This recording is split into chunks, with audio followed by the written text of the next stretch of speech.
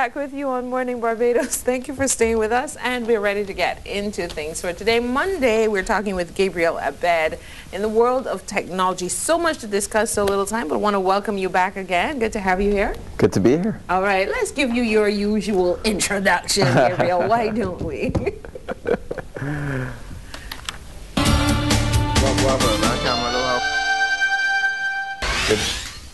All right, so much to share, so little time. So, Gabriel, today, where do we start? What is the next trend? What is critical for us to know in the world of technology? Well, last week we started talking about cloud computing, and I'm sure all of our listeners want to know what cloud computing is.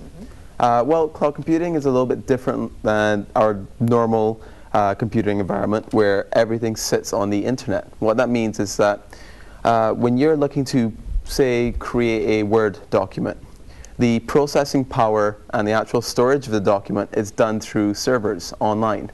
So you're actually accessing them through a browser. And what that means for us as the users is that we can now walk away from our normal PC that we would be accustomed to and use pretty much all kinds of devices, whether it's an iPad, BlackBerry, Android, PC, laptop. It really doesn't matter because the server itself handles the processing power, which makes it more convenient for us, the end user. Our files, our data, our processing, pretty much everything we need to do on a day-to-day basis with computing is now handled online by many servers in what's called a cloud environment. It makes it very convenient and very easy to use for most end users. There was an issue over the weekend, though, Gabriel. There seems to be some concern, because, I mean, the cloud is kind of like having your, you know, like if you have a hard drive? Yes. It's kind of like having your hard drive up on the internet, and any and everyone can access it. Even the spider diagrams that you see online, it's just streams one after the other. What's the security issue with the cloud? Well, a cloud's as secure as the company makes it, and more than likely a cloud's going to be more secure than your home PC, because there's levels of firewalls to go through. There's the company's own data filtering. The company itself would more than likely do all the patches and exploit fixing. Look at Apple, for example, of their iCloud. I'm pretty sure that's a very secure clouding environment. And cloud environments are you know, they have their downfalls where you look at privacy because your data is being uploaded to the internet. You have other things such as if the cloud goes down, your data goes down with it. So there's a lot of problems with that. Also looking at things like if it's outside of your continent or your living area and it's against the law to do certain things. Let's say, for example, Barbados had file sharing laws, but it was illegal in the United States, but we were using a United States cloud, then those are political issues that can affect it.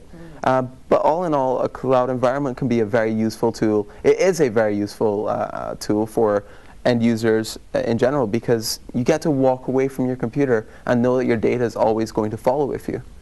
There are some issues that you raised there. Maybe we could look at them a little bit later on. But what I'm concerned about, or what I would like to ask you about, is what does this mean for the PC? You know, over the past 2 years, we've been hearing that the PC is becoming more and more of an extinct thing. But you think this would actually cause it to go over the brink? Because people might now want to buy something smaller and just walk around. This could be the start of the extinction of the PC. I don't know if you guys... Really, Gabriel? Yes. Really? Yes. Oh, yes. I'm going to challenge you on that. I will challenge you right back. All right, let's go. The challenge is on. Yeah, go ahead. Well, you got to keep in mind that we as human beings want to move away from things that are not as, you know, tangible. We want to have our things virtually accessible to us at all times. Look at the Sony Walkman. Look how that got phased out. Look at how most things get phased out. The PC, right now, you just don't envision it because it's in everyday life. But eventually, it will get phased out. I don't know if you know about this, but there's new HTML, HTML5. Yeah. It's now in our most modern browsers, Chrome, Firefox, IE 9, or 8, sorry.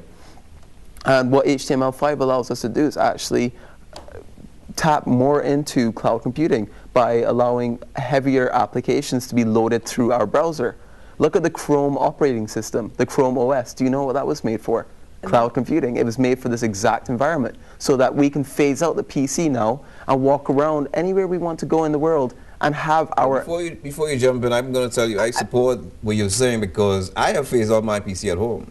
Simply because I could only sit in one place in the house when I'm using it. So I no longer use the PC. Katrina, keep in mind that it's not necessarily the PC itself that's dying.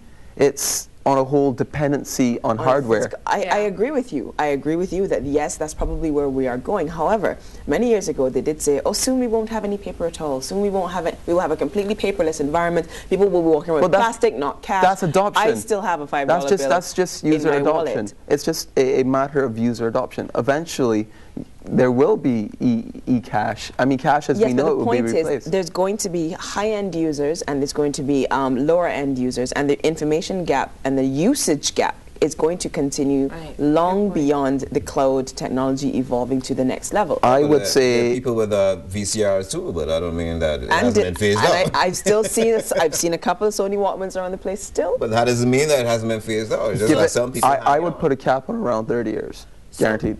So Gabriel, how do the people, Katrina mentioned two types of users, the one, you know, who's a little more sophisticated and maybe the one who just likes to do the basic things. Grandma, grandpa. Yeah.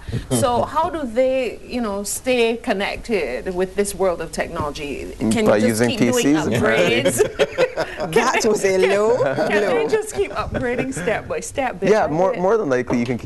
That's how it will go initially. You upgrade step by step until someone brings out this super virtual environment. At which point everyone's decided it's wise to make the jump. Let's get rid of these clunky things and start getting onto this virtual world. Who knows? It could be as sophisticated as a holographic display that's generated from a glove that goes over your fingertip. You know, look back at the 1700s when you would have had to describe what a refrigerator was. I mean, if you had to go back then. You know, those guys would be like, you're crazy. Keep my milk overnight. Keep it cool. Impossible. Straight from the cow or not at all. Correct. Yeah. So technology is a beautiful thing, and it will change the way we see the world. And we right now are stuck in I guess, with this mask over our face saying, oh, this can never happen. It will happen. It can happen. Anything's possible with technology. Okay. All right. We're going to take a break, but when we come back, I want us to discuss the possibilities of whether they are ready, you know, whether cloud computing is ready for the masses. We'll take a break and we'll be right back.